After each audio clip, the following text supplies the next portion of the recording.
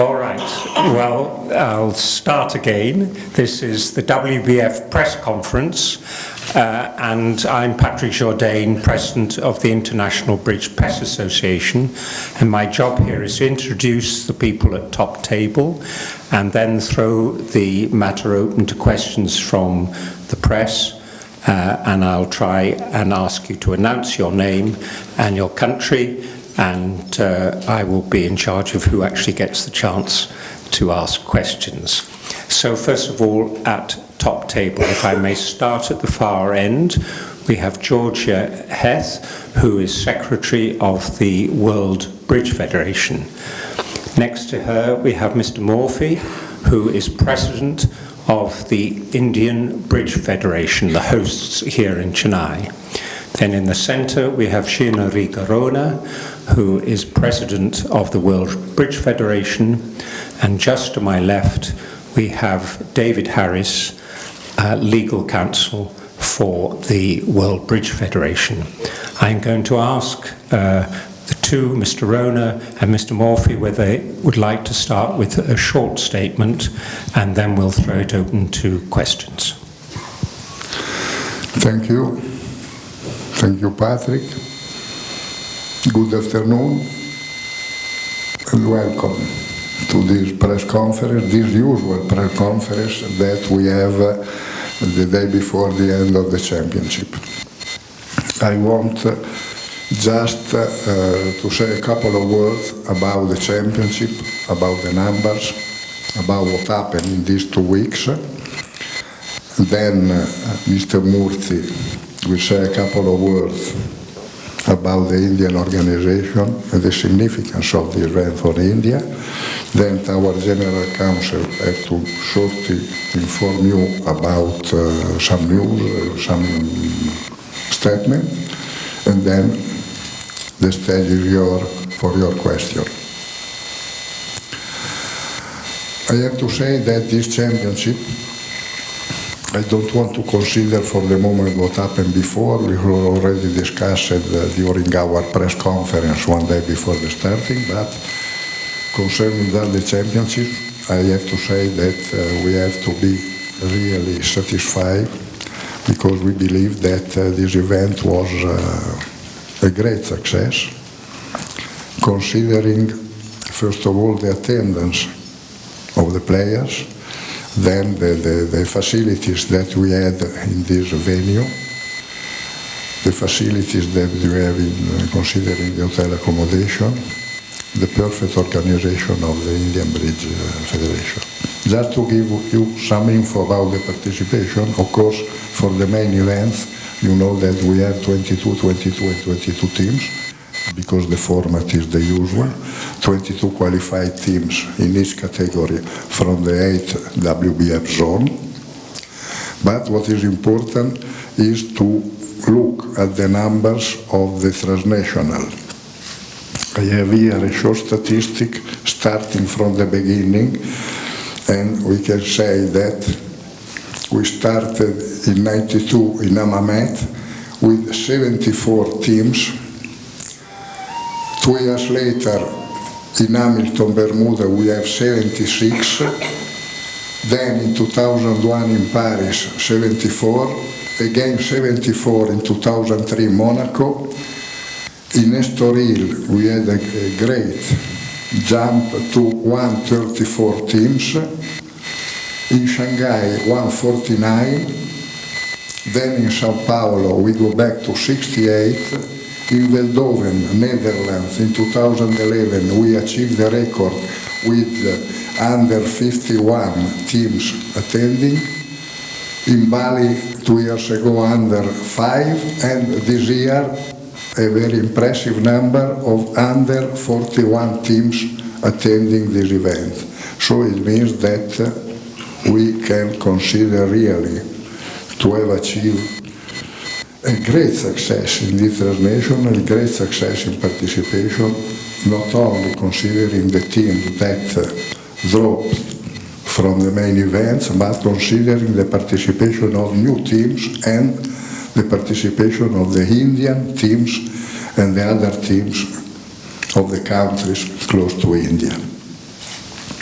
Concerning the championships, I believe that I spoke and I met many players, journalists, officers, personnel who they confirmed to me that they enjoyed really, they stay here in this venue. This it was, I believe, a perfect venue for our event. The venue is very comfortable. The room, the playing area and the service have been arranged, in my opinion, in a superb way. And so we can consider this really very satisfactory because we believe that we have been able, together with our friends from the Indian Federation, very good services to all the participants. I take the occasion again, once again, to remark the great job done with really enthusiasm, passion, devotion, dedication by the Indian Bridge Federation and the local organizing committee led by my friend Murthy, that I believe that he deserves a great applause because he has really a very good job. We are perfectly aware of what means to organize a championship like this, the difficulties that there are in find support, in find resources, in organize everything, in plan and project the running and the management of the championship. So I have to really to congratulate our Indian friends for what they did and for what they were able to offer us. Concerning the other situation, I believe that, as usual, our staff and, in addition, the member of the Indian or the local staff, they worked in marvelous way, and I believe that the championship ran without any problem. The format has been respected, the time, the schedule has been respected, and so I believe that is another point to underline the very good, very nice running of the event. For the other thing, you know that now we are playing the player are playing the final, the women and the senior will finish this evening, and so this evening we will know who are the winners in both the competition. Tomorrow we'll finish with the last two sessions, the Bermuda Bowl, and we'll finish also the transnational because the transnational will play tomorrow the final. We had to change the schedule of the transnational because having more than under 20 teams, we have to introduce the round of 16 instead of the round of 8. So they play all the KO on 48 boards, 3 sessions of 16. And tomorrow they will finish with the last final of 48 boards. On the other point of view, I have to thank really our staff, my colleague of the WBF and my colleague of the championship committee, because I believe that really they did their best to achieve this result. I believe that I don't have anything to add. I will leave the stage to my friend Murthy and congratulating again you. Thank you, Murthy. Yeah, thank you.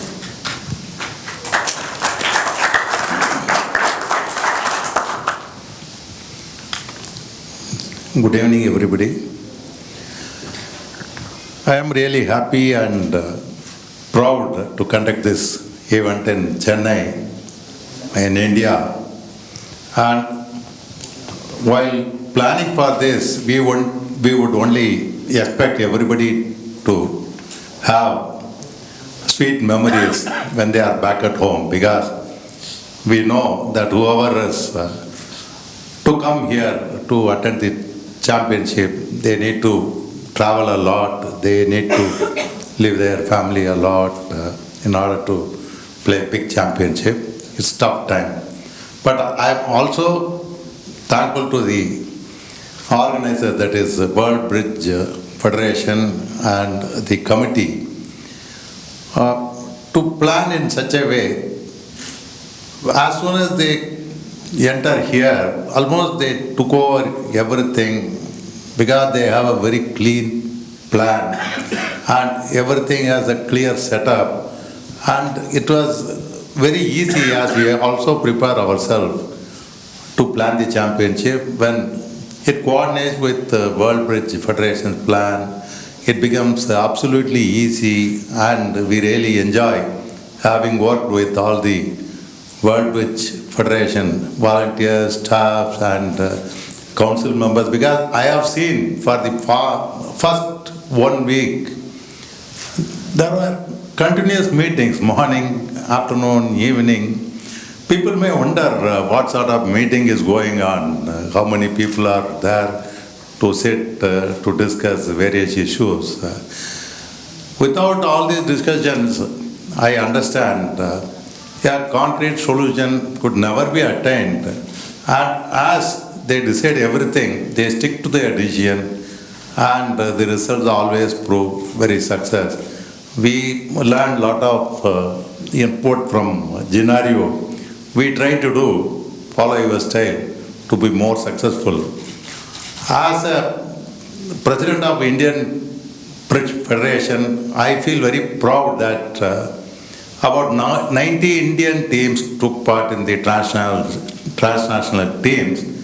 They enjoyed a lot playing with against international player with international flavor.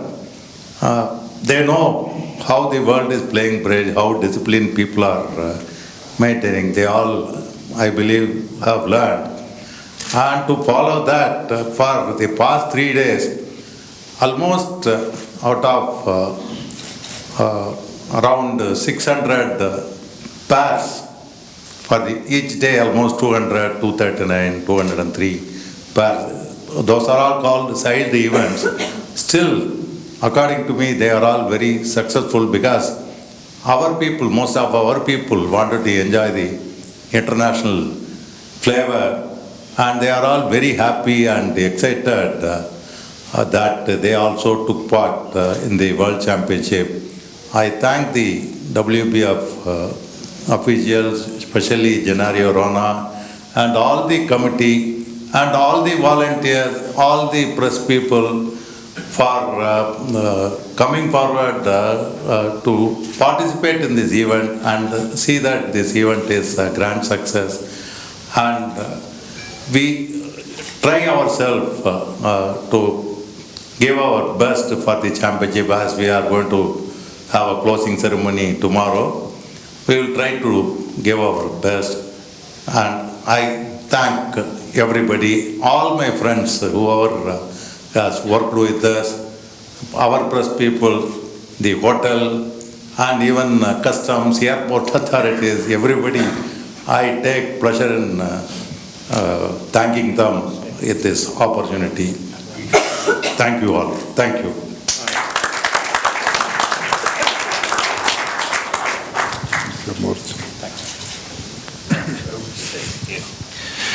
Well, just a brief statement from me, given that when we started off these championships, there was quite a lot of talk and chatter about cheating in bridge. The WBF, through its committees, has done a number of things during the course of its meetings, some of which were already in place. And there's a couple of statements that we put out today through me on the subject of cheating. I'll just concentrate on a couple of key aspects of that. First, we do not approve of the way in which these matters got into the public domain, and I have stressed the importance that as a member recognised by the International Olympic Committee, as a international sport federation, we are obliged and should ensure that there is a proper and fair process in how these matters are dealt with. The way in which they've been dealt with so far is not that fair process. Having said that, one thing that is abundantly clear from all those that I've been involved in within the WBF and its committees, and particularly Generigo, is not only the desire but the intention to make sure that we are going to deal harshly with those who cheat in our game. It is something that will not be tolerated. They will be pursued, they will be caught, they will be dealt with by a due process, and those people that go through that process will not be part of our game. They will be away from our game for a very long time. The statements that I've put out identify parts of that process that have been put in place.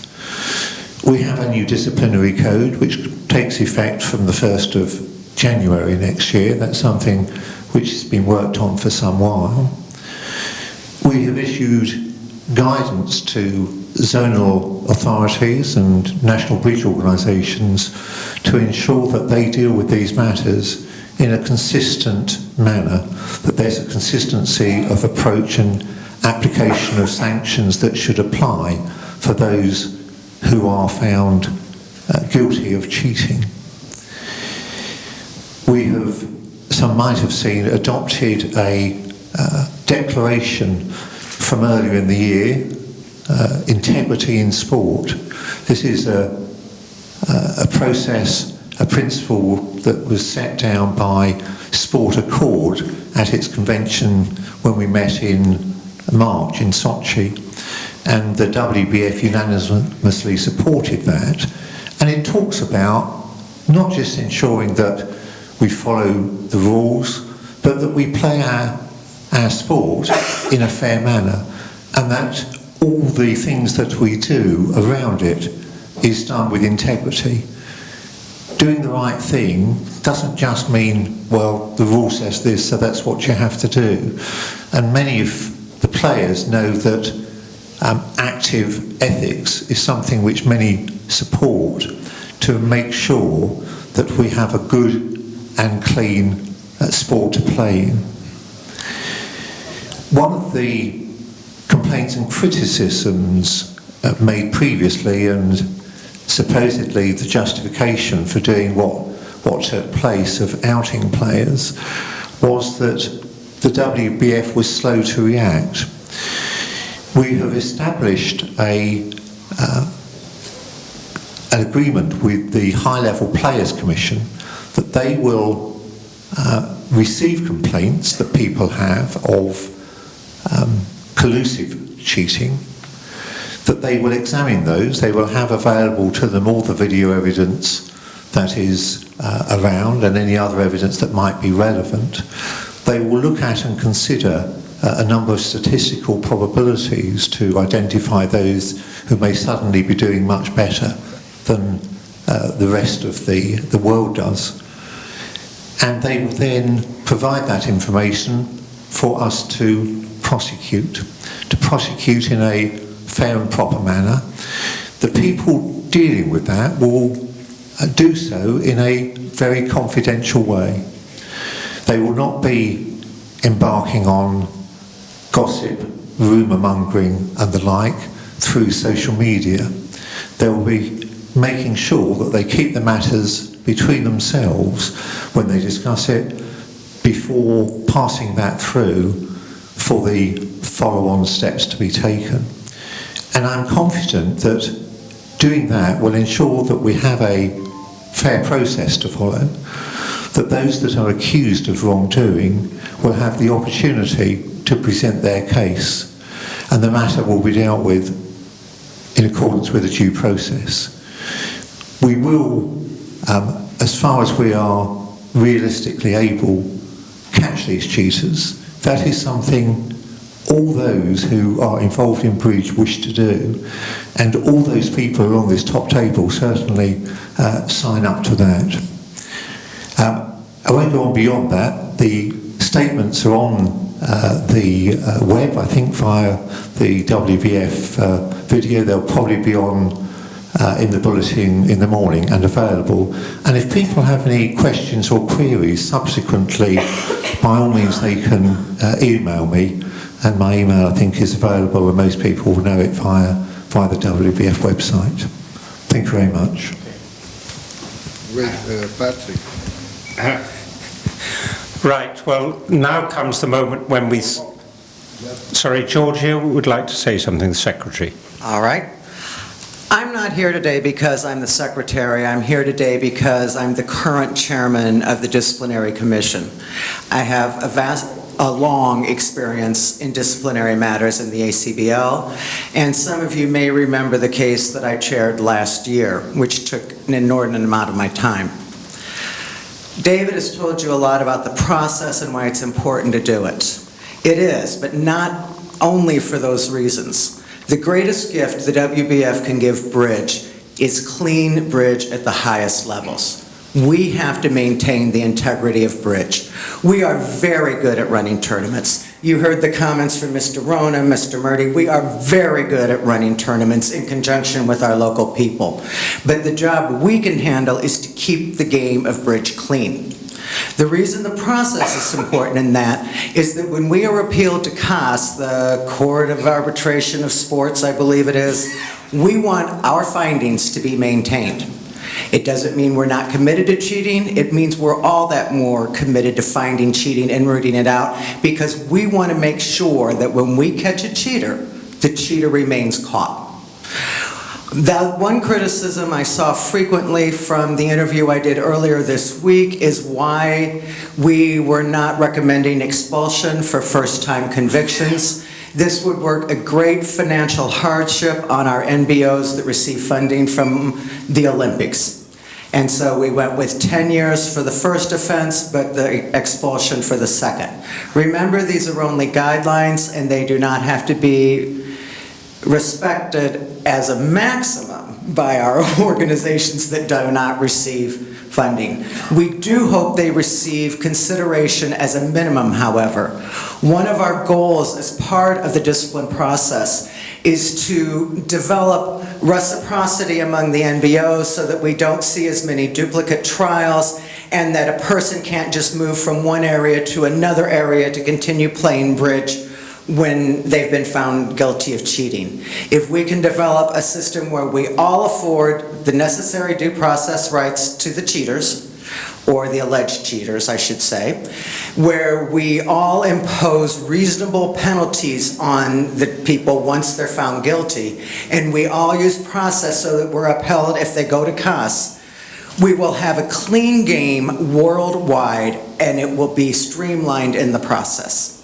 Thank you. Okay, thank you to the people at top table. I would now like a question from the press. So if you can indicate if you want to ask a question, please do so.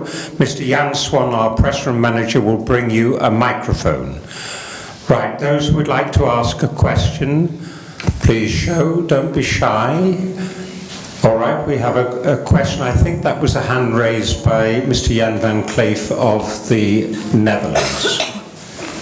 Yeah, thank you. Jan van Kleef. I represent NRC Handelsblad, New in Bridge and Bridge Magazine Imp. And first of all, I would much like to congratulate once more all the organizations for another brilliant World Championship, especially the WBF and the Indian local organization. Still,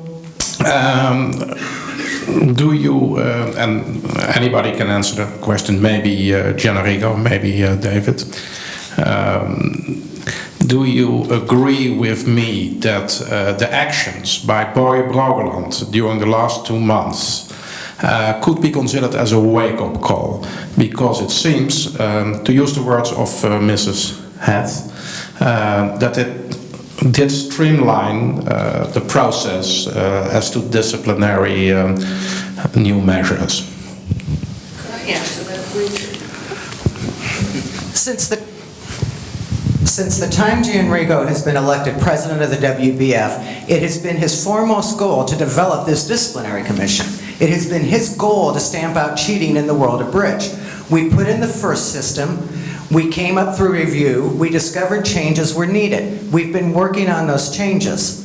The actions that were brought out by Brogland are not specifically WBF. It was a coincidence in timing that they came out at the same time that these changes were done.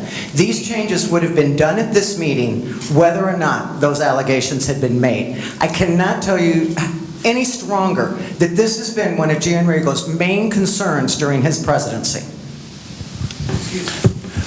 Okay, thank you very much. So I do understand it's just a coincidence. It is. Okay, that's clear. Right. It is. I mean, if you look at our minutes from last year, it was there, we were working. Okay, thank you. Next question, please. I'm sure there are more questions. You're just, I know, very shy journalists. From Poland, Mr. Mirek Czykowski.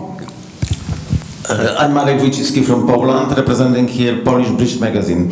I have two questions. First, is the high-level commission appropriate body to examine the cases? Because as we could see examples of the cheating of the highest level, and even the former, I don't know if former, the members of high-level players commission were elect to cheat. For example, Mr. Fantoni was presented as an executive member representing the executive of WBF on the website, even when the championship started. So this is one question. Maybe, and also it's possible sometimes some conflict of interest, because top members of top level players commission in case of allegations to some friends or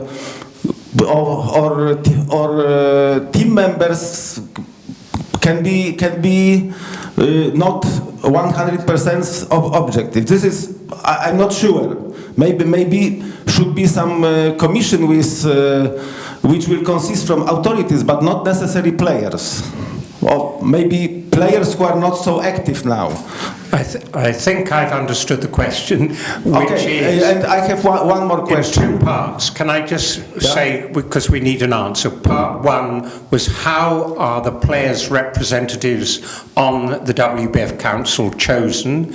And the second one was, has any action been taken in respect of Mr. Fantoni in that regard, being the representative of the world's players on the WBF Council? Is that summarizing? No. The case of Mr. Fantoni does not interest to me. I'm more interested in future, because if we do not want to have the way to have managed those things in the way as it was here, what Polish team particularly was a subject. We have to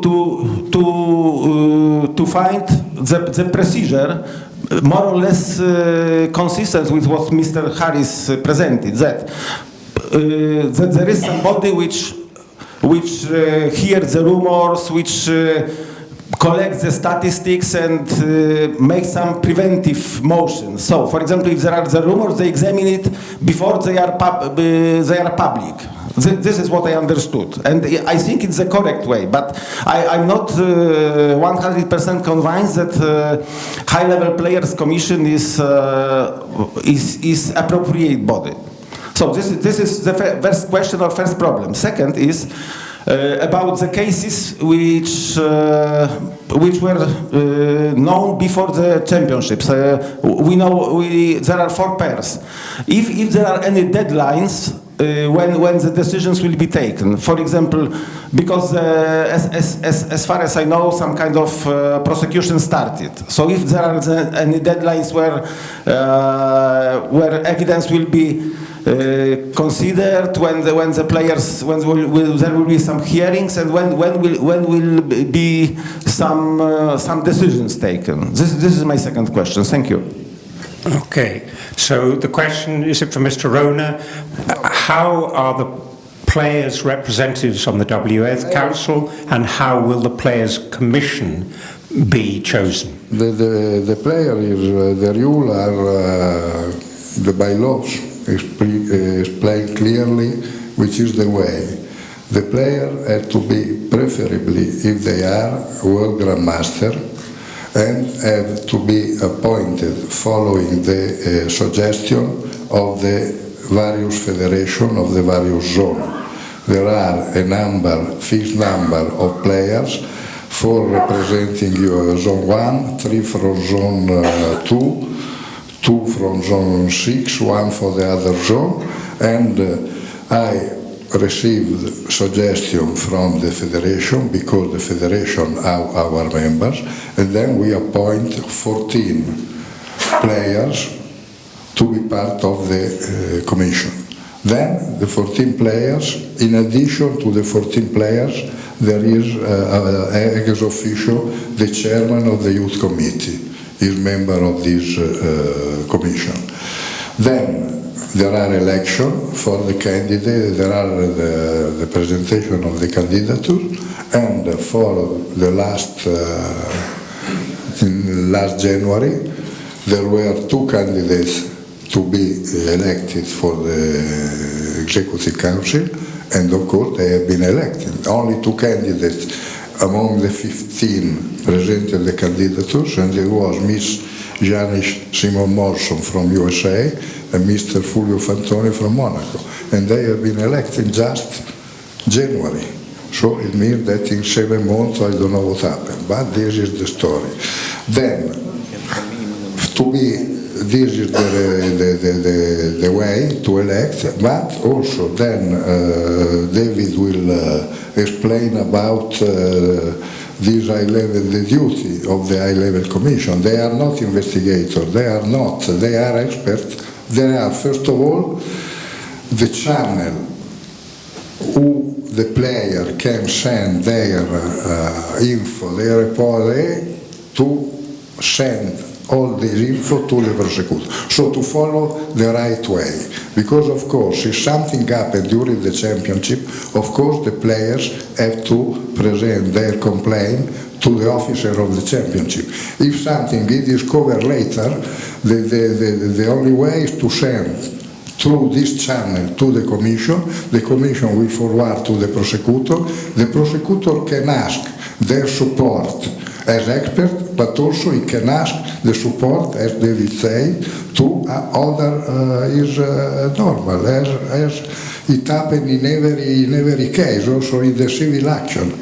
The judge, the prosecutor before and the judge later can ask the support in specific matter of expert. This is the way, but probably about this.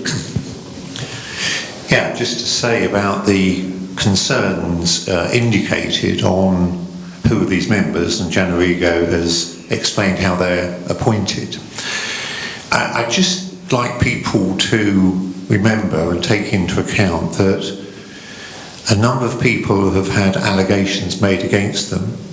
They have not had the opportunity to defend those allegations yet, and until they do so, they will be presumed, certainly in my mind, innocent till proven guilty. That's where we are with most of them. There are, I think you said, are there prosecutions already commenced? There's some investigations commenced by the EBL, the European Bridge League, in respect of a number of the people. That's an investigation process which may then turn into a prosecution of some description, and those matters will be dealt with.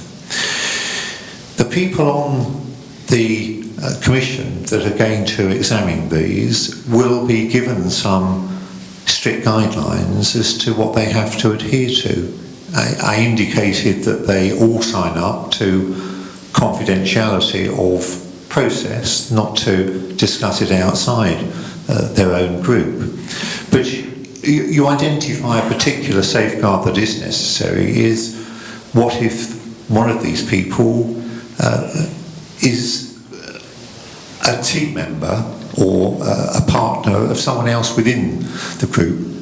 They would clearly not deal with that, and they would not be able to consider those matters. They would stand aside while such matters were being considered.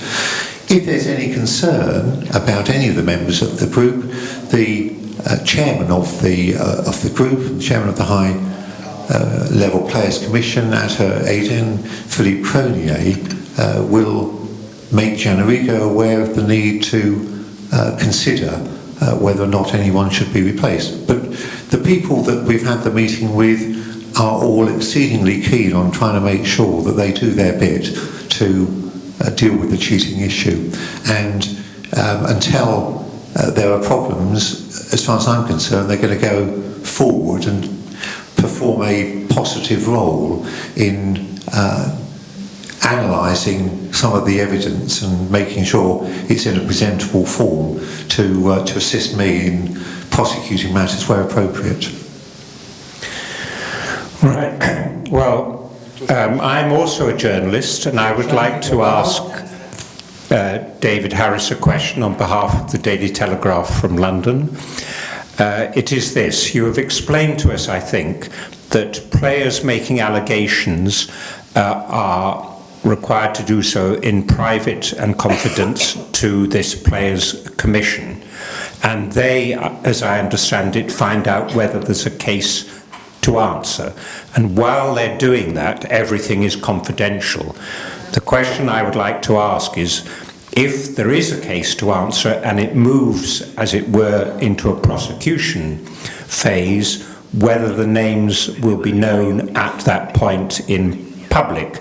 The reason I ask this question is because one factor in the previous allegations, which I know you don't approve of the way they were made public, did result in hundreds of amateur bridge sleuths around the world looking for the evidence in the videos, and that did come up with some theories which may be accurate or inaccurate, but certainly those theories would not have been exposed had the names, as it were, not been known. So the question is, when would the names become public?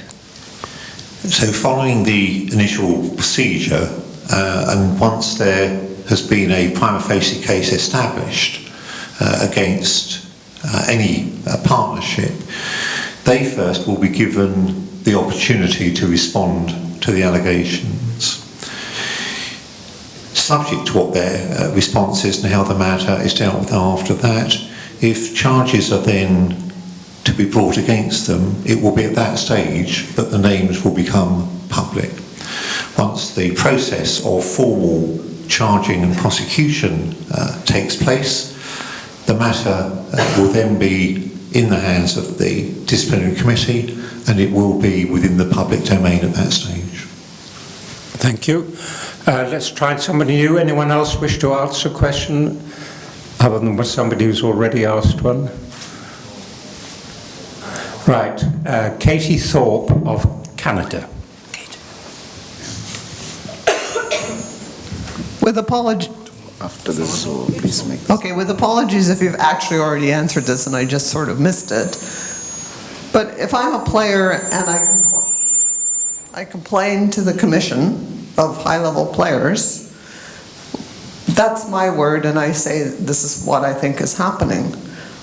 Earlier, somewhere in there, you said that the High-Level Players Commission are not an investigative group. So who is the investigative group? Because if they're not investigating all of this, and we're not making it public, as the current situation is, then where are these investigators and who's doing it, and why is that process not out in the open? Well, I think there may be a slight level of confusion over what is meant by investigatory group. The High-Level Players Commission will be examining a complaint that is sent in. They will be analysing it against a number of different factors, and they may well have some dialogue with me as the prosecutor as to whether or not certain other action needs to be taken.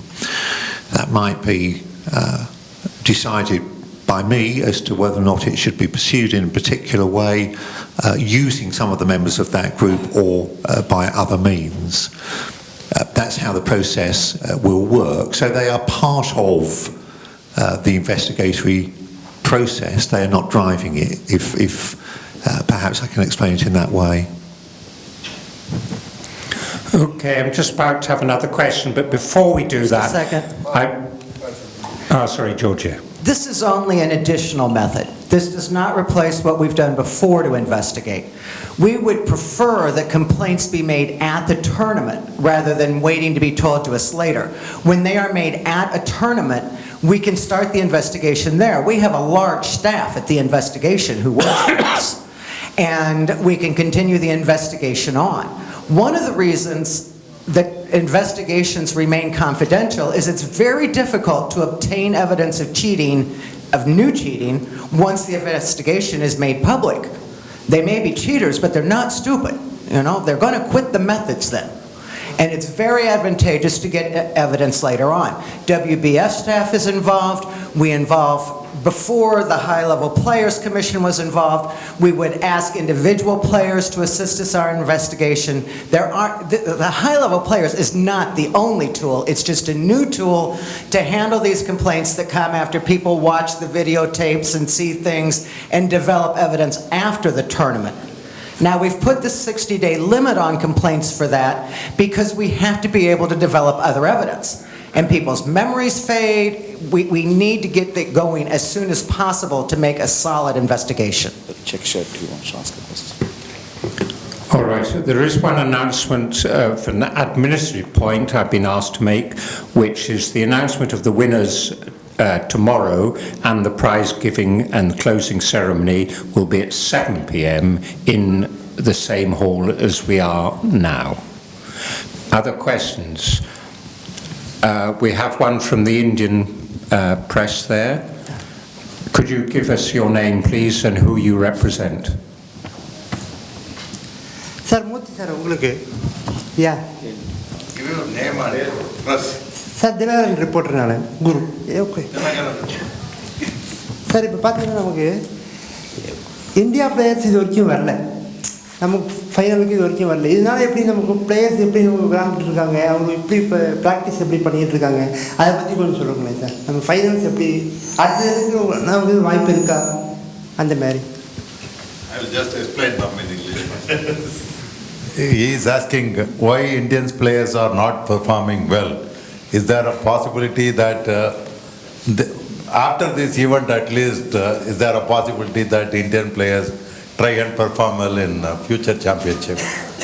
I am going to explain in my own mother tongue because he is a regional newspaper. I will just tell him and I will explain. See, இப்போ தான் முதல்ல வந்திருக்கு world championship, எல்லோரும் பார்த்துருக்காங்க.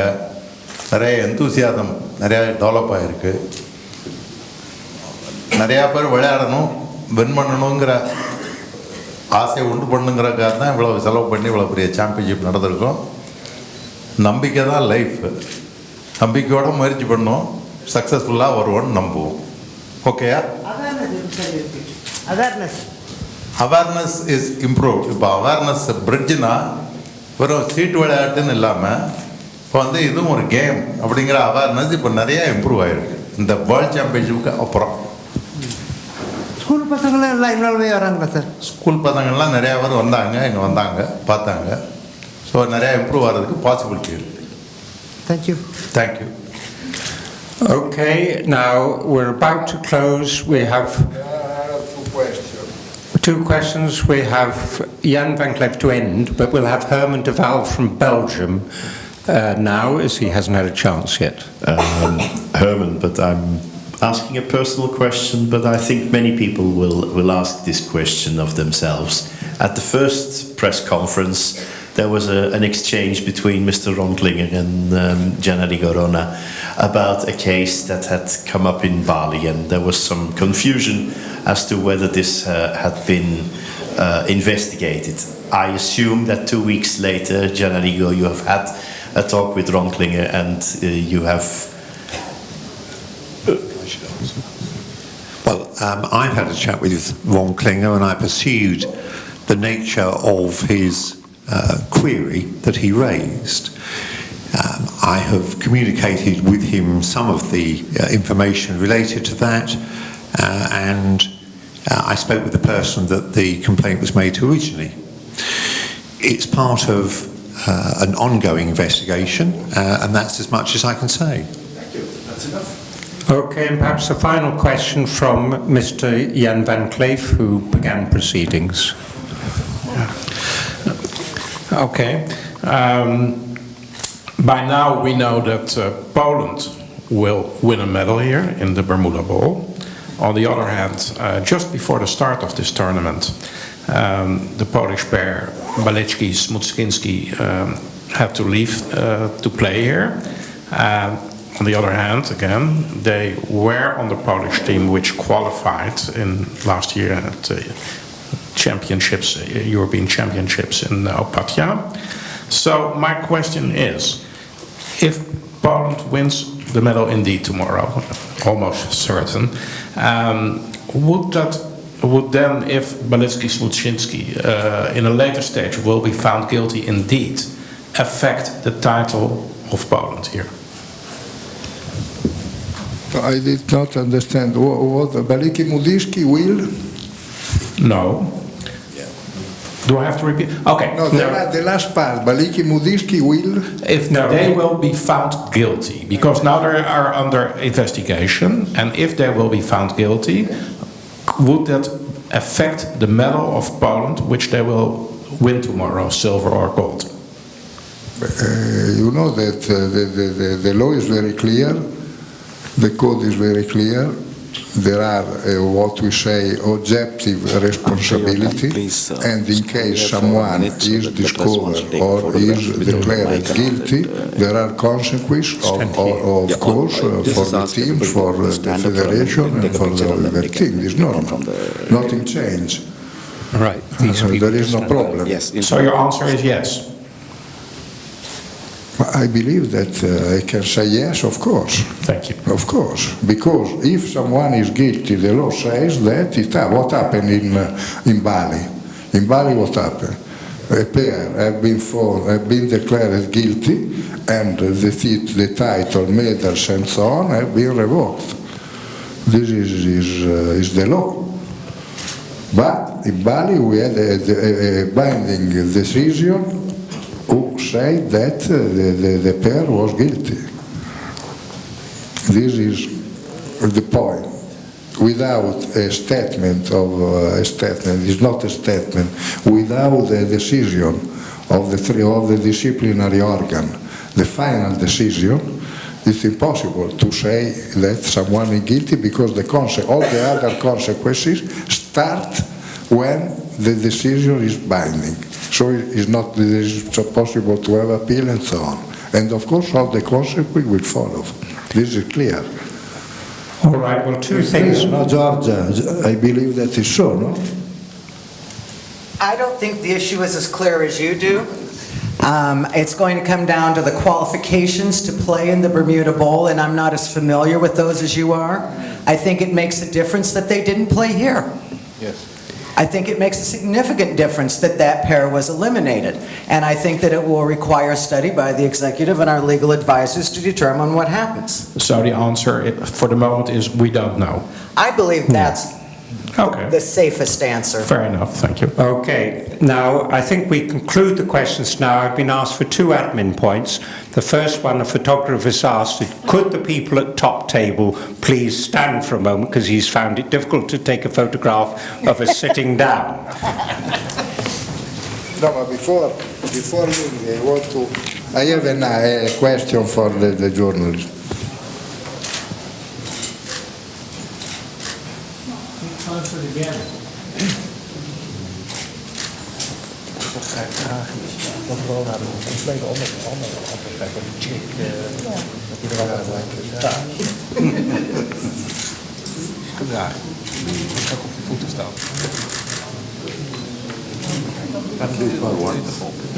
Thank you. No, what I want, okay,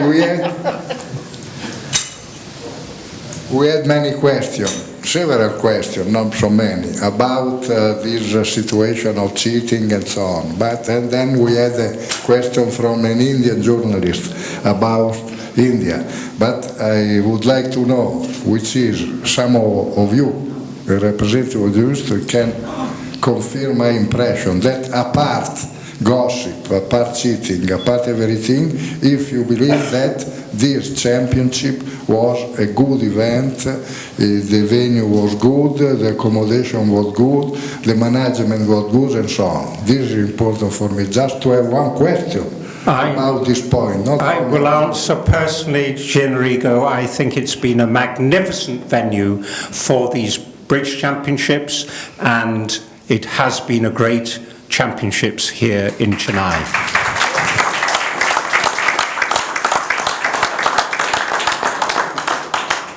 Just to close, I want to say that I can understand the situation because we started in a very difficult position. You can imagine that we worked about this. This is the year of integrity, the year of integrity. And when we were in Sochi in March, in April, we adopted this document. But you can understand if the IOC and the Sport Accord decided to introduce this year this document about the integrity, sport, true sport, clean sport, is because everywhere in the world, unfortunately, there are a lot of problems about doping, about cheating, about selling the matches, about betting, because there is not only cheating.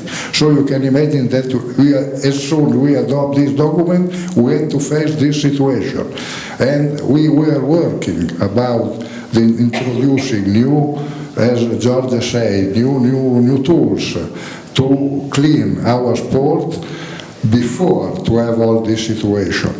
And when we arrive here, we have to face this situation, and we try to do our best to work, to improve, to increase what our activity, to arrive to a final document, to decide something, to give not only to give the impression we are doing something, but because we really worked since 1 year ago to improve the discipline, to improve the cleaning of the ground. This is what we are doing, and you have to believe me, that we work very hard with Georgia, with David, with other members of the committee, of the executive board, not only to take care about the law of bridge, about the system, about the organization of the match, but because we strongly believe, you strongly believe that what happened 1 month ago,